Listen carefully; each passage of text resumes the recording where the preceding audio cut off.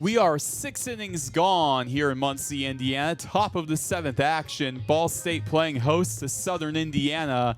However, the Screaming Eagles of Southern Indiana currently lead 4-1.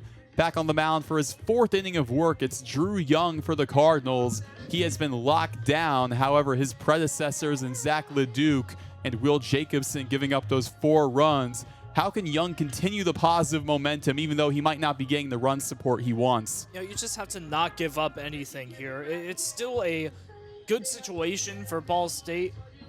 You're only down 3 runs. You have 3 straight innings for Southern Indiana where they haven't been able to tack on to their lead. If Drew Young can just keep the offense in position to mount a comeback, then that's going to be enough for him. You just can't give up any hits, any major hits at least, to this rotation. Righty on righty matchup, Patrick McClellan in the box. First pitch, he shows bunt, pulls it away at the last moment. 1-0 as it missed outside. McClellan on a 12-game hitting streak. That's in jeopardy, however. He's 0 for 3 today. 1-0 pitch.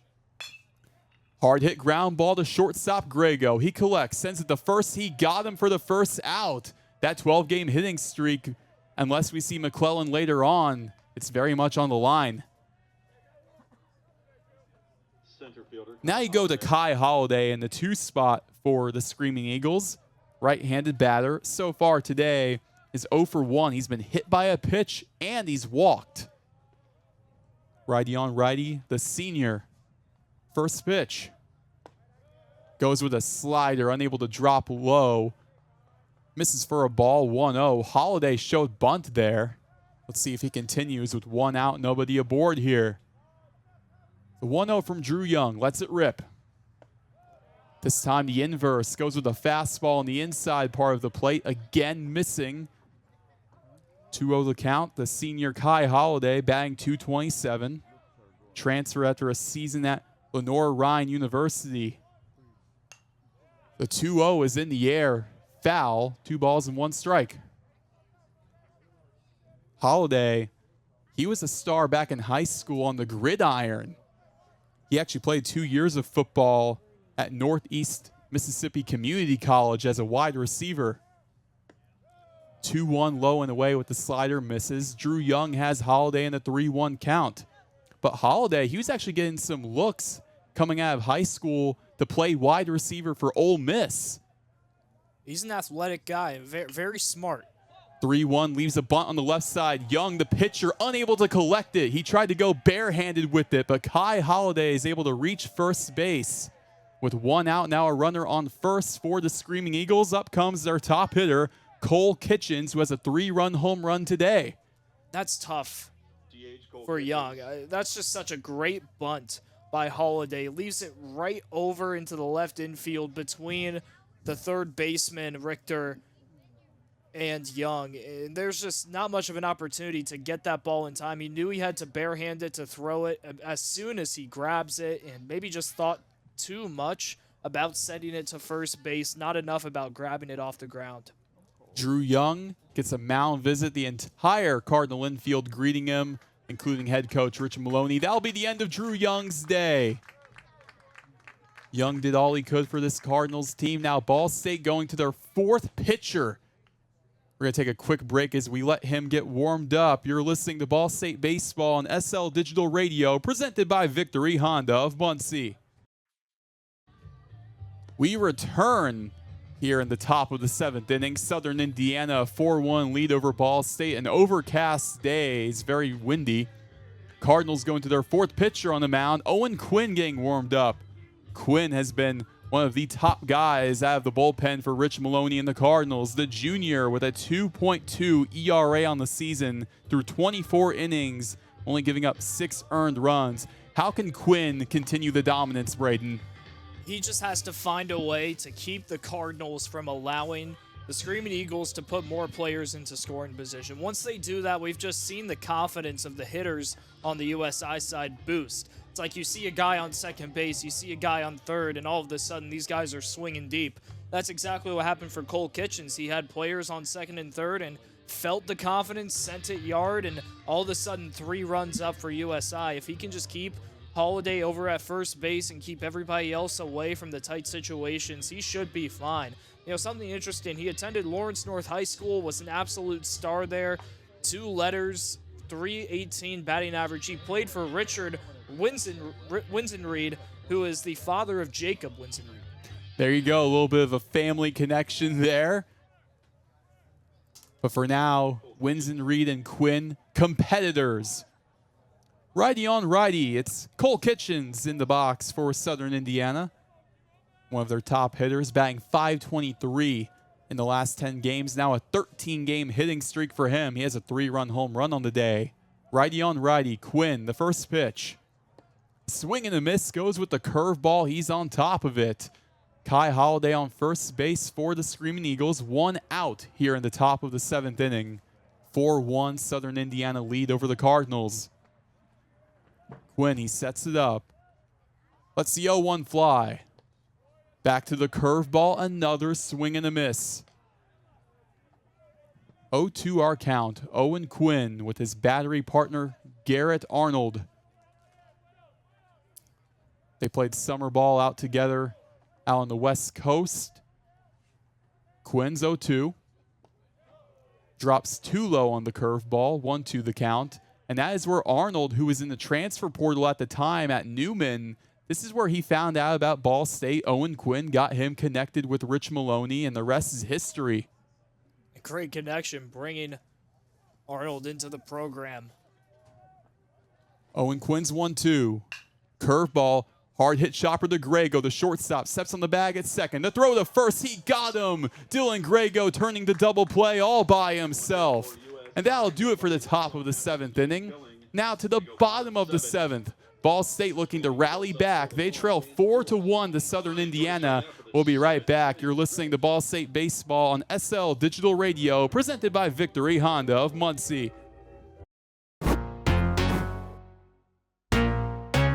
Welcome to the Betsy M. Ross SportsLink Studios. I'm Roen Elbert. Joining us today, Haley Urban. Haley, how are you doing? I'm pretty good. Thanks for having me out. I'm really excited to obviously be here and have this opportunity. Yeah, of course. How's the media day been so far? It's good. I don't know, I was kind of saying earlier, it's just we're all such a close group, so the photos and videos, it just gets very interesting, and it's pretty fun to be around. That's great. What was your off season looking like? Because you're coming off quite the busy off season with the softball program as a whole. What was your routine looking like? Yeah, so actually this past off season, I was getting surgery, so I didn't get to play at all in the fall. I broke my foot. This was the 6th time, so finally I was able to get surgery, and now without playing in the fall, I'm just kind of relying. I know my teammates have been there every step of the way, and they're super helpful with that. So just kind of diving in with my teammates over the off season when I haven't been able to play. Yeah, what's been the biggest obstacle recovering from another injury? I would just say it's just when the same injury happens over and over and over again, it's just kind of obviously my foot's always been broken, so it's just sometimes I get scared to even slide in, but just probably the biggest obstacle is just the mental game of it, I would say. You've got a new head coach coming in. Mm-hmm. What has that transition been like? It's been pretty good, honestly. Do you mean with Coach Burns coming in? Yeah.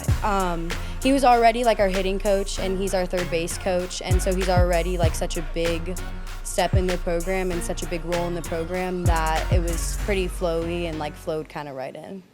Yeah, what excites you the most about this team under a new regime? I would say last year we finished being the underdogs, and I think a lot of people when they look at Ball State softball, they don't necessarily think we're the biggest or the best, but I think that we are the underdogs, and a lot of us are going in this year with wanting that ring, and with being and having that underdog mentality, I think that that's a very achievable goal of ours. Yeah, especially with that Great MAC tournament run, yeah. Just coming up a little bit short. There's a chip on your shoulder. Yeah, kind of it's in our back pockets, and we just are ready to this season just to unleash that, I would say.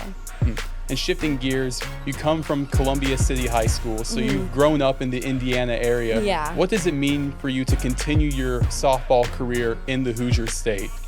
It's honestly, it's like just prideful. I mean, I had like my parents and relatives go to Ball State, so just being in state and being at Ball State specifically, growing up here and kind of like being in my region, it's just super nice to do. Back more towards on the field.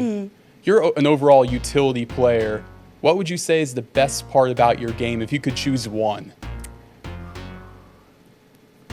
I would say that, like, with being a utility, I feel just like myself. We do a thing where everyone kind of like writes down words that describe you, like all my teammates do, and the word that I chose is just being like adaptable.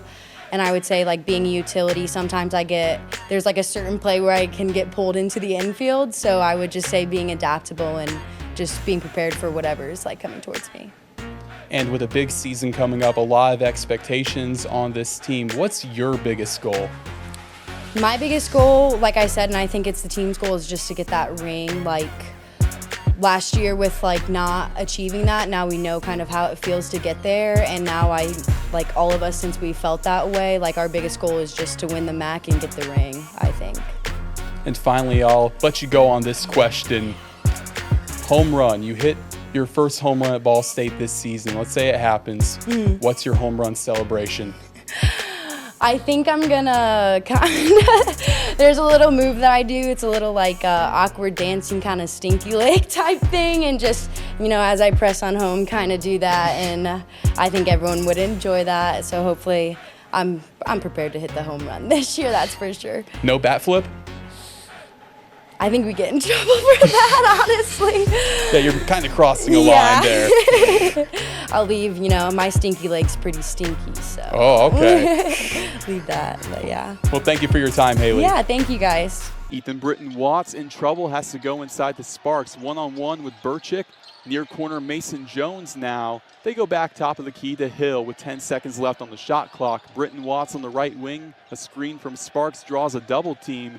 But nonetheless, they go far corner. Hart wide open under the basket, and another jam from Peyton Sparks to tie it up at 18. And the trap on Joey Hart just left Peyton Sparks wide open. Nobody was home to guard him, and that's just as easy as they come for Peyton. Already 7 on the game. And they know how lethal of a shooter Hart can be. Hill the other way, fast break, and the jam from Fat Hill, 2018 Cardinals. Hey, get up there.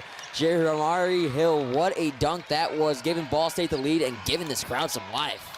It's a dunk party today here at Worthen Arena. Isaiah Adams goes back top of the key to Bryce Ford, who gets a screen from Burchick. They tried to go pick and roll, but instead Ford pulls up from just inside the arc and banks it in off of the glass to tie it up at 20. And Banks open on both ends. We've seen a couple of Banks shots go in for both sides, and right now the score's knotted at 20s. About halfway through the first half, again tied at 20. Hill, a screen from Sparks on the right side of the court. They go back out to Joey Hart. He defers inside to Mason Jones, guarded by Andre Lorenzen. Spin move inside. He's trapped, has to go out to the left corner. 5 seconds on the shot clock. Fat Hill, a screen from Jones. He pulls up from long range, and off of the back iron, it's collected by Ford. 25% three-point shooter is Hill. Anything within 20 feet is his range. Anything outside, a little bit of a tougher shot. Adams, spin move off of Jones, gets it to fall. Isaiah Adams tacks on another 2 points. He's up to 9 on the day for the Rockets. 22-20, Toledo leads. Now right wing, Ethan Britton-Watts works off of a pick from Peyton Sparks, lobs up inside. A little bit too much mustard on that pass, goes out of bounds on the baseline. It'll go to the Rockets. And some changes being made for both teams. Javon Simmons and Sam Lewis in for Toledo. And for Ball State, it'll be Jeremiah Hernandez and Mickey Pearson. So Fat Hill, check it out for the first time all game. He climbed the hill on that dunk, and now he's going to take a seat for the first time here in this ball game, but bringing out some of their starters back in the game with Hernandez and Pearson. Here comes Bryce Ford to take it up for Toledo. He gives to Lorenzen on the left wing on a handoff. Now Seth Hubbard behind the back, inside the arc straight away, gets it to fall, nothing but net. 24-20, Toledo now has a 2-possession lead over Ball State. Just under 9 minutes to play in the first half. Cardinals move left to right, Mickey Pearson top of the key. He swings out Joey Hart on the left wing, now back to Pearson straight away. Hernandez on the right wing, a handoff to Britton Watts. Jeremiah Hernandez works off a screen from Mickey Pearson. Joey Hart in the far corner, shot clock down to 5. He's underneath the cut, underneath, unable to get it. Mickey Pearson back up and 1. Pearson draws the foul, and he looks to cut the Toledo lead down to 1. Second chance points are the key for this Ball State team. We mentioned Toledo struggling as a team in terms of rebounding. Ball State averaging 36 a game, Toledo averaging 34, and Ball State the much bigger, much more physical team, and Pearson sewing it there on the second chance. Go up and get it and draw the foul. Now a chance for a three-point play. And we're in for a treat, Sam. Zane Dowdy, the former Ben Davis Giant, checks in for Peyton Sparks. Mickey Pearson, an 85% free throw shooter, is able to complete the and one to make it 24-23. Dowdy, not much playing time this year. Also a massive Pokemon nerd, so he loves getting in there when he can get a huge opportunity, and obviously keeping the Indiana kids in state. Obviously a legend in the Indiana high school basketball circuit. Seth Hubbard, he pulls up with a right wing 3, goes off the front of the rim, and there it is. Zane Dowdy collects the rebound. Ethan Britton Watts on the far side for Ball State works. 24-23, Rockets lead with 8 minutes left in the first half. Joey Hart swings out far side. The three-pointer from Britton Watts is able to fall.